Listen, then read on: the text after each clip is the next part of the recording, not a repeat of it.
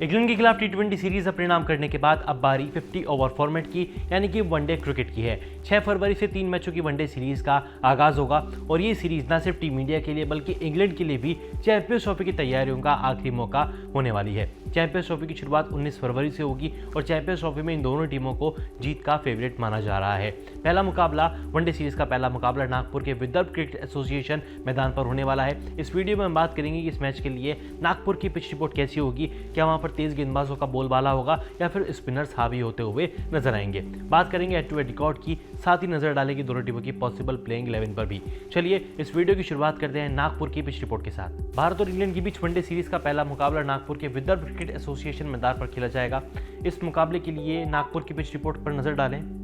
आमतौर पर नागपुर में लाल मिट्टी की पिच बनाई जाती है। इस पर तेज गेंदबाजों को अत्यधिक उछाल के साथ शुरुआती वक्त में मदद मिलती है। ऐसी उछाल भरी पिच पर अक्षर पटेल और रविंद्र जडेजा काफी कारगर साबित हो सकते हैं। वहीं बल्लेबाजों को भी उछाल भरी पिचों पर रन बनाने में कोई खास दिक्कत नहीं होती। आउटफील्ड भी काफी तेज है जिससे बल्लेबाजों को फायदा मिल सकता है।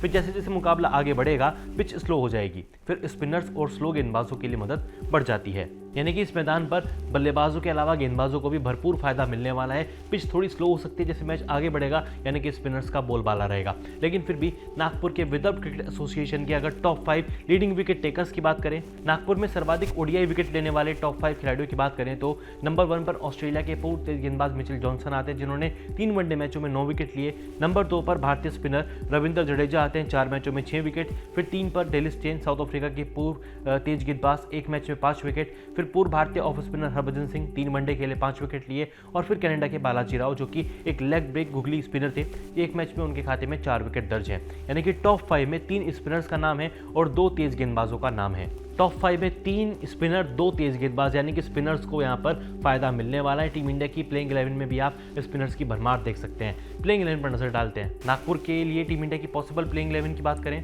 Rohit Sharma captain, Shubman Gill vice captain, opening जोड़ी कुछ इस प्रकार होगी। उसके बाद नंबर 3 पर पूर्व भारतीय कप्तान विराट कोहली, फिर श्रेयस अय्यर, बतौर विकेटकीपर केएल राहुल को देखा जा सकता है। हार्दिक पांड्या, रविंद्र जडेजा, अक्षर पटेल, कुलदीप यादव, ये 3 प्राइम स्पिनर होंगे। मोहम्मद शामी और अर्शदीप सिंह। भाई अगर वनडे टीम की बात करें तो सबसे बड़ी नजरें तो विराट कोहली और रोहित शर्मा के ऊपर बनी रहेंगी क्योंकि दोनों की फॉर्म काफी खराब चल रही है। बॉर्डर गावस्कर ट्रॉफी में दोनों ने डिसअपॉइंट किया। रोहित शर्मा की फॉर्म तो इतनी खराब थी कि उनको खुद को कप्तान होने के बाद भी प्लेइंग 11 से ड्रॉप करना पड़ा। विराट कोहली ने भी कुछ खास परफॉर्मेंस नहीं किया।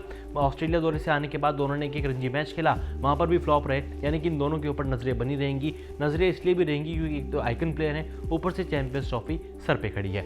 मोहम्मद शमी का कमबैक हुआ है, 101 वनडे मैच खेले, 195 विकेट ले चुके हैं। यानी कि शमी से कहीं ना कहीं टीम इंडिया को बहुत उम्मीदें रहने वाली हैं। बुमराह इस सीरीज का पार्ट नहीं है, यानी कि शमी की जिम्मेदारी और बढ़ जाती है। ऐसे में अर्शदीप सिंह को भी अपना रोल समझना पड़ेगा। अर्शदीप के वनडे आंकड़े कुछ खास नहीं है, इतना वनडे क्रिकेट खेला नहीं है, लेकिन अब उनके पास वनडे सेटअप में अपनी जगह बनाने का बढ़िया मौका है। हालांकि बल्लेबाजों की अगर बात करें, रोहित विराट के अलावा श्रेयस अय्यर भी हैं, शुभमन गिल भी हैं और बतौर विकेटकीपर मुझे लगता है कि थोड़ी सी बहुत डिबेट हो सकती है ऋषभ पंत को लेकर, केएल राहुल को लेकर, लेकिन पहली चॉइस मुझे लगता है कि केएल राहुल ही होंगे क्योंकि वर्ल्ड कप में भी वो खेले थे, अच्छा परफॉर्मेंस भी किया था।